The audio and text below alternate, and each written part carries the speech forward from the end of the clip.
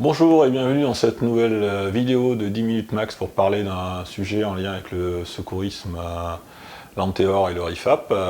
Aujourd'hui on va parler d'un sujet qui consiste à se demander sur quelle trame pédagogique on va construire notre formation RIFAP. Donc quelque part, quel scénario pédagogique choisir et mettre en œuvre lors d'une formation RIFAP.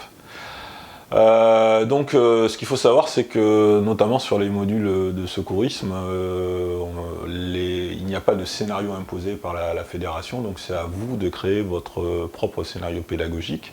Ce scénario pédagogique, il va être à adapter en fonction de différents facteurs, notamment le nombre de participants, le nombre de formateurs, le matériel disponible que vous avez pour faire vos formations, donc matériel secouriste, matériel de plongée, etc.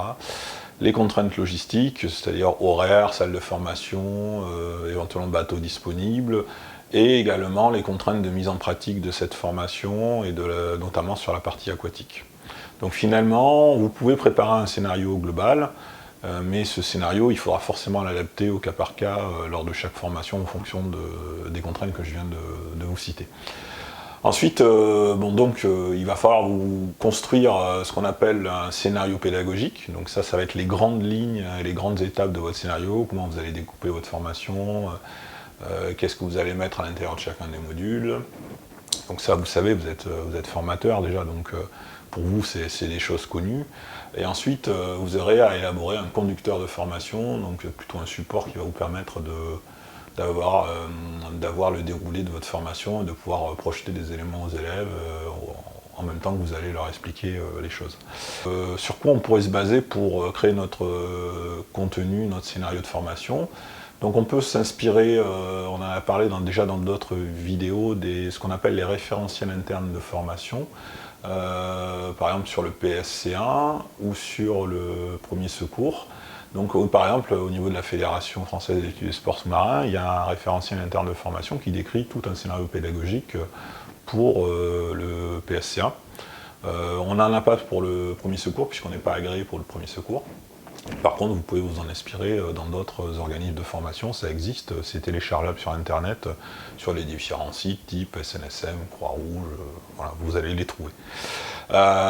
Donc ensuite, vous allez devoir l'adapter au RIFAP, forcément, parce que le RIFAP, il y a des éléments qui ne sont pas dans ces scénarios-là, donc il va falloir adapter tout ça. Et sur la partie recommandations techniques, vous allez vous baser sur les référentiels techniques, notamment du ministère, les référentiels PSC, les référentiels PSE, pour premier secours en équipe, pour la partie oxygénothérapie notamment. Donc bien sûr, on va compléter tout ça des recommandations de notre commission médicale. Donc je peux vous conseiller de regarder la vidéo sur la présentation d'un scénario pédagogique et d'un outil de support à la formation.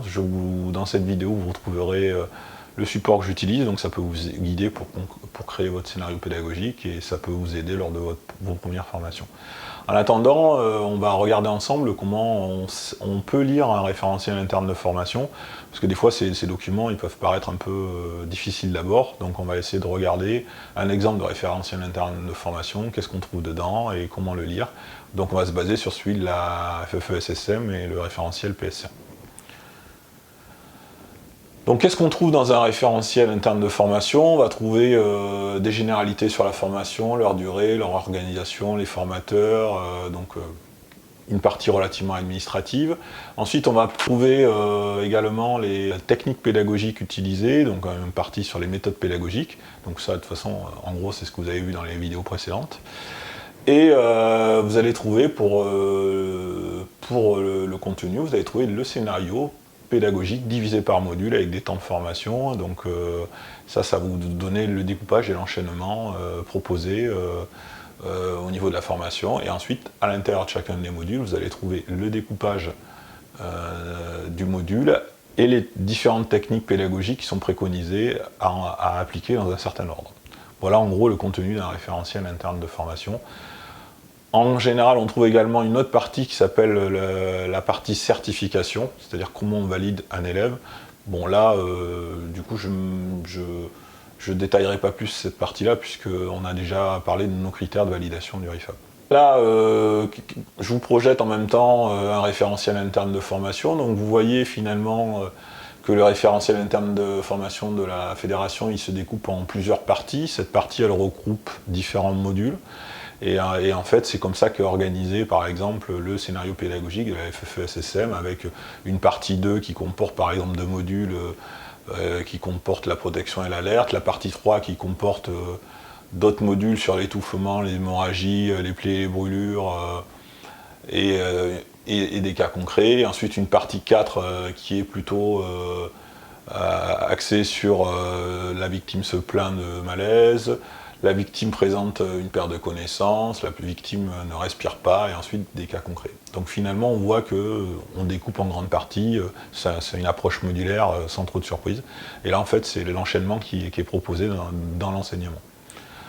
Ensuite, qu'est-ce qu'on trouve dans la description d'un module? On va retrouver forcément les objectifs spécifiques du module. On va retrouver les conditions de réalisation, donc ça c'est important également, et on va trouver également des différents critères. Alors, première colonne intéressante à regarder dans le tableau, quand on rentre dans le détail d'un module, là, celui que je vous ai mis c'est l'arrêt cardiaque. Donc il y a la technique pédagogique préconisée en fonction d'où on en est dans le module, et ensuite il y a la durée de chacune des techniques, et bien sûr les moyens pédagogiques qu'il va falloir mettre en œuvre. Et ensuite il y a une colonne qui est importante à lire également sur les recommandations. Ça va vous détailler un tout petit peu le contenu de l'attendu par rapport à la technique pédagogique appliquée. Donc si on regarde le déroulement de l'arrêt cardiaque proposé à la FFESSM dans le tableau, on voit qu'il y a d'abord une introduction, on voit qu'ensuite il y a une démonstration en temps réel, le grand classique, on va montrer une intervention sur un arrêt cardiaque dans sa globalité. Ensuite on va passer en démonstration commentée et justifiée. Donc là le choix qui est fait dans le tableau c'est de se dire que la démonstration commentée et justifiée, la première phase elle va aller jusqu'aux compressions thoraciques. Ensuite il y aura une reformulation. Et les élèves vont dérouler ça en phase d'apprentissage. Ensuite, on va revenir en démonstration commentée et justifiée pour la suite de l'enseignement, et ainsi de suite. Finalement, on voit qu'il y a tout le déroulé qui est proposé et qui va vous permettre d'avoir un enchaînement assez fluide et une bonne répartition des phases entre le fait des explications, souvent la démonstration commentée et justifiée, et le fait de la mise en pratique dans les phases d'apprentissage. Donc voilà, c'est une base et c'est une proposition. Rien ne vous oblige à respecter ce scénario pédagogique, mais quand on est un peu débutant dans le domaine des premiers secours, ça peut être vraiment une belle béquille, et ça évite un peu de réinventer la sauce. Donc n'hésitez pas à vous appuyer sur des référentiels pédagogiques existants. Alors nous, là-dessus, il faudra forcément qu'on rajoute, une fois que la RCP sans matériel sera maîtrisée, la RCP avec matériel, par exemple, où on rajoutera l'OXI, qu'on aura vu également dans différentes phases d'enseignement. Donc voilà, après, ça reste à enrichir, ça reste à compléter, mais encore une fois, vous êtes déjà formateur, donc pour vous, ce n'est pas une découverte, cette notion de construction pédagogique. Voilà, j'espère que cette présentation des différents scénarios pédagogiques existants et comment on pouvait construire son scénario pédagogique dans les formations IFAP vous sera utile, et que vous pourrez construire des formations intéressantes pour vos élèves et validantes. En attendant, je vous propose de faire le quiz, de regarder les autres vidéos sur les techniques pédagogiques, et je vous dis à bientôt et bonne formation.